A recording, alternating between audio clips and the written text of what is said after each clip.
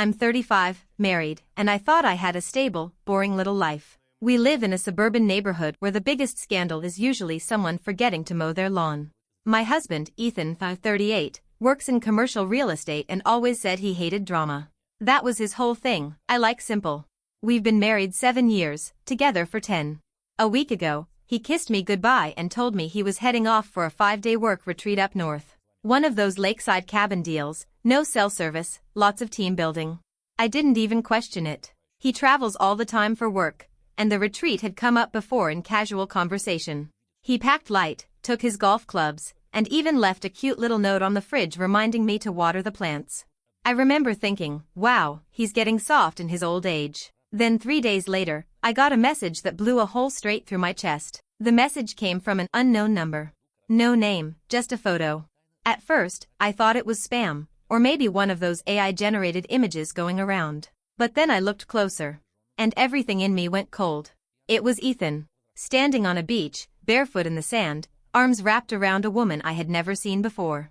She was wearing a white sundress. He was in linen. And behind them? A floral arch. One of those Instagrammable, oceanside arches you only see in engagement shoots or, you guessed it, weddings. They were smiling like they had just said I do. The caption underneath the photo just said, "Congrats, lovebirds." I stared at it for 5 full minutes before my brain caught up. I zoomed in, out, checked the date. It was posted yesterday. My husband, who was supposed to be at some remote team-building retreat, was clearly standing under a damn honeymoon arch with another woman. I didn't even cry at first. I just stood there, numb, phone in hand, heart racing in a way that didn't even feel like panic yet. It was too big for panic. Too unreal. I called his phone immediately. Straight to voicemail. I tried again. Same thing. I texted, "Where are you? We need to talk. Call me now." No reply. The worst part? He had told me this place had no reception. So when the silence continued, I actually believed him. I thought, maybe it's a lookalike. Maybe I'm losing it. But deep down, I already knew. So I did what no wife ever wants to admit to doing. I started snooping. And what I found next shattered the version of my life I thought was real. I started with his email. Ethan isn't exactly tech-savvy, and over the years, we've shared everything: Netflix passwords, our iCloud account, even Amazon Prime. I had access to his email, not because I ever felt the need to spy, but because we used it to manage bills and travel itineraries. I logged in. The first thing that popped up was a confirmation email from a resort in Tulum. A 5-night stay. Beachfront suite. Romantic couples massage included. The reservation was in his name, and hers. Kelsey Rivera. That was the first time I saw her name. I clicked deeper. My hands were shaking as I opened email after email. Digital receipts for boat tours, private dinners, and champagne upgrades. All from the past 72 hours. He wasn't just on a getaway. He was celebrating. I scrolled further back and started to notice messages going back months. Flight confirmations, Airbnb bookings in random cities, even tickets to a concert I remember him claiming he had to work late for. I had chalked it up to deadlines and stress. Turns out he was with her. But what really broke me was the email he sent to her the night before he left. Subject, "Can't wait to make it official." He called her his person. Said he was sorry for making her wait this long, but everything was falling into place. He signed off with "yours, always." I couldn't breathe. My ears were ringing. This wasn't just an affair. This was a life. A second life with a second woman who thought she had a future with him. And here I was at home, watering the **** plants. I didn't know what to do. I felt like I was losing my mind. But somehow, I stayed calm enough to keep digging. I wanted everything. Every breadcrumb. Every lie. Because something about this felt bigger than just cheating. The deeper I dug, the worse it got. There were voicemails saved in his Google account. Most of them were short, sweet, whispered little nothings from Kelsey. But one stood out. She was crying. She said she was scared. That she didn't want to start a marriage with secrets. She begged him to come clean. "I can't keep pretending you're just my boyfriend when you're someone else's husband." I listened to it 3 times. Her voice was shaky but honest. And it hit me, she didn't know. She wasn't the villain in this. She thought she was the only one. And Ethan had her completely convinced. That's when something shifted in me. Up until that point, I was furious, humiliated, yes, but mostly just angry. But now?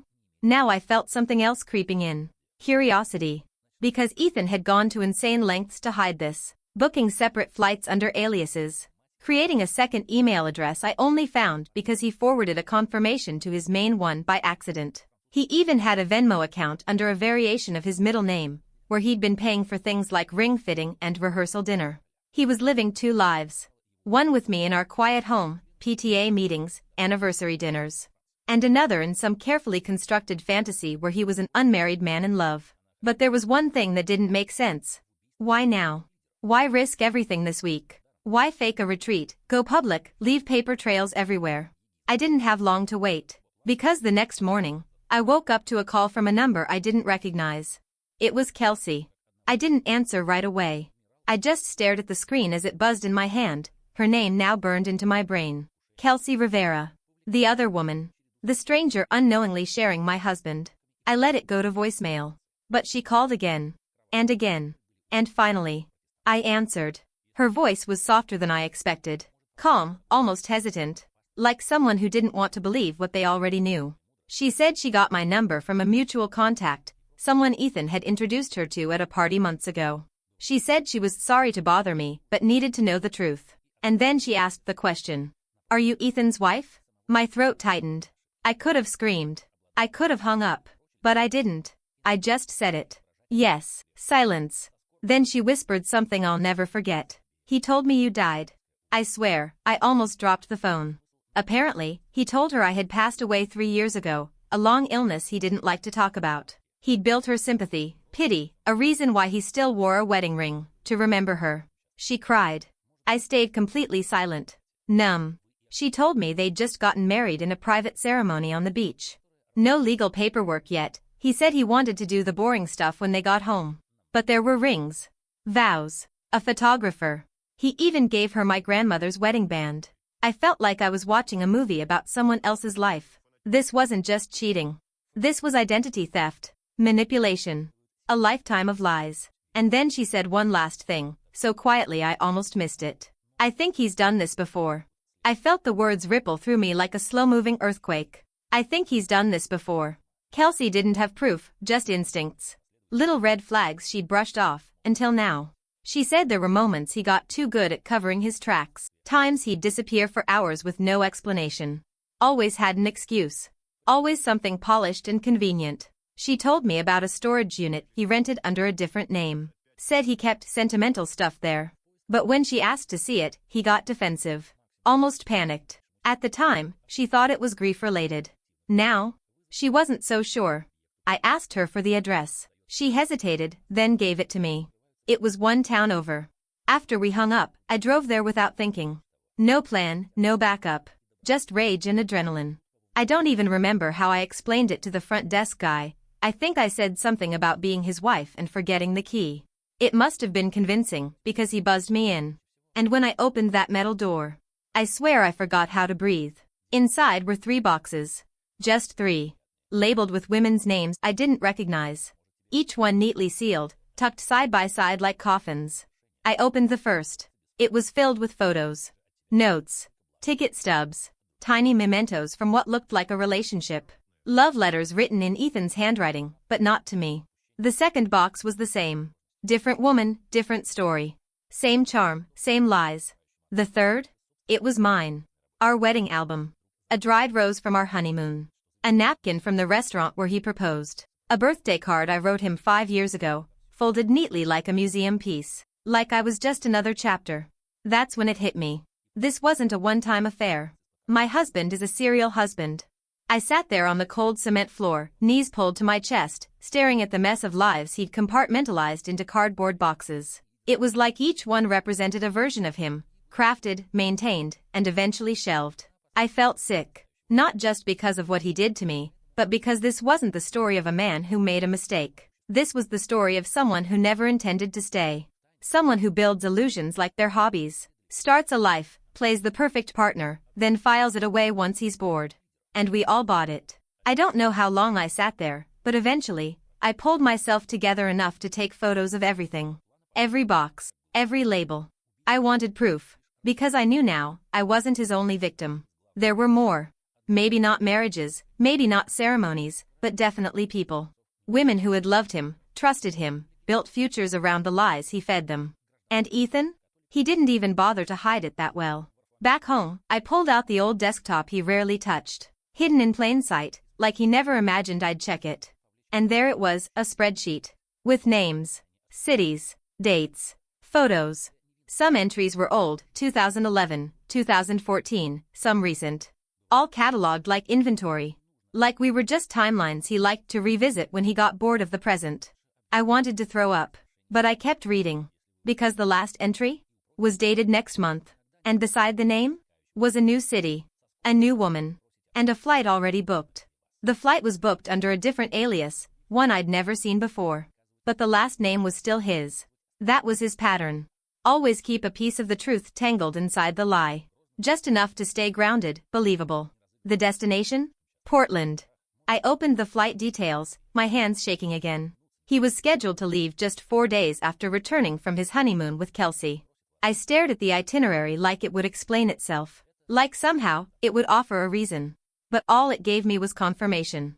Ethan was already planning his next life. I googled the name listed on the reservation, Claire Whitmore, and to my absolute horror, I found her. A woman in her late 20s, kindergarten teacher. Sweet, smiling face in a recent staff photo on her school's website. I found her Instagram. Mostly pictures of dogs, classroom projects, iced coffee. But scattered between the normal posts were captions like, counting down the days until he's here again. He's making me believe in love again. My mystery man doesn't love the spotlight, but he's everything to me. I felt my stomach drop. She didn't even know his real name. He was going by Daniel with her. He had FaceTimed her from hotel rooms. He'd sent flowers to her school. He told her he wanted to move to Portland full-time. She thought she was falling in love with someone honest, someone real. And all the while, he was stringing her along with the same recycled romance he used on all of us. Same lines, same script. Like a touring actor playing the same part in city after city. I knew I had to tell her. But more than that, I realized I wasn't just uncovering an affair. I was holding evidence of something systemic, something maybe even criminal. And someone, somewhere, needed to stop him. Because Ethan wasn't done. Not even close. I didn't sleep that night. I couldn't. My mind was spinning through everything. Kelsey's sobs on the phone, the boxes in the storage unit, Claire's smiling face on her profile, and Ethan's spreadsheet. That spreadsheet made it all feel deliberate, like some kind of emotional Ponzi scheme. Invest in one woman while harvesting another. I needed help. Real help. The next morning, I walked into the local police station with a flash drive, a binder, and a shaking voice. I didn't expect much. I figured they'd see a bitter wife with a cheating husband and brush it off as domestic drama. But I was ready for that. I laid it all out, the false identities, the flight records, the overlapping relationships, the wedding photos, everything. I told them he was living under aliases, committing what looked a lot like fraud, possibly even bigamy depending on how he'd manipulated legal documents. There were gifts, trips, and thousands of dollars spent under false pretenses. They listened. They asked questions. And then they took my binder. They said it wasn't the first time they'd heard of something like this, but it was the first time someone had documented it so clearly. They opened an investigation. And while part of me felt relief, the bigger part just felt hollow. Because even if he was caught, even if this spiraled into courtrooms and headlines, I still had to face what he did to me. The years he stole. The trust he shattered. The way he made me feel like I was losing my mind, when really, I was just one woman in a long, methodical rotation. But there was still one last thing I had to do. Claire. She had no idea what was coming. Her name was next. Her heart was next. And she deserved to hear it before he boarded that plane and ruined her life too. So I called her. And when she answered, I recognized the sound I made. It was the same one I'd made days before. A gasp. A silence. The moment a world ends. Claire didn't speak for a long time. I could hear her breathing, but it was shallow, uneven. Like she was trying to stay still so the truth wouldn't land too hard. I remembered that feeling. When your brain wants to argue, but your body already knows. I let the silence stretch until she whispered, "Are you sure it's the same person?" I told her everything. Not just the facts. Not just the receipts and the photos and the spreadsheet. I told her how he made me feel. How he held my hand during my father's funeral and promised he'd never leave me. How he put his head in my lap once and cried about how people always leave. How he kissed my forehead every morning for 7 years while slowly erasing me behind my back. And she broke. Right there on the phone. She cried, not loudly, but the kind of cry you can feel through the silence. The kind where everything inside someone is caving in. I didn't cry with her. I'd already done that. Instead, I just stayed on the line. Held space for the latest casualty. Eventually, we started talking, really talking. Comparing timelines. Confirming lies. Filling in gaps the other didn't know existed. And by the end of that 2-hour phone call, she said something that stopped me cold. He said he wanted to propose next month. That he already had the ring.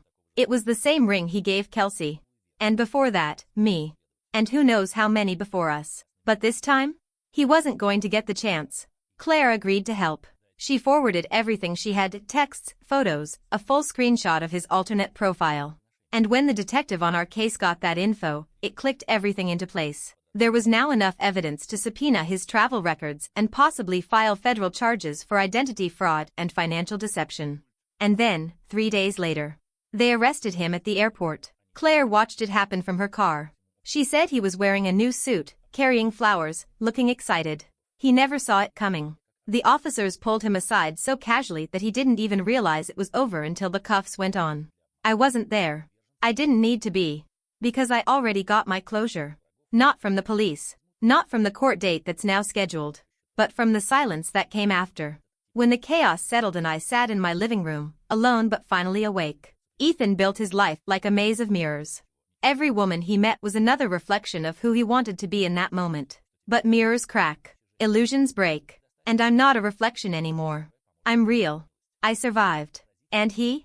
He's just another story now. Another man who thought he could play God with people's hearts, and finally lost track of whose life he was pretending to live. Update, 1 week later. He's facing charges in multiple states now. Claire and I are still in touch. Kelsey too. We're thinking of starting a podcast or something, because apparently, we're not the only ones. More women are coming forward. Turns out, Ethan had 7 boxes in total. Only 3 were in that unit. We were just the beginning.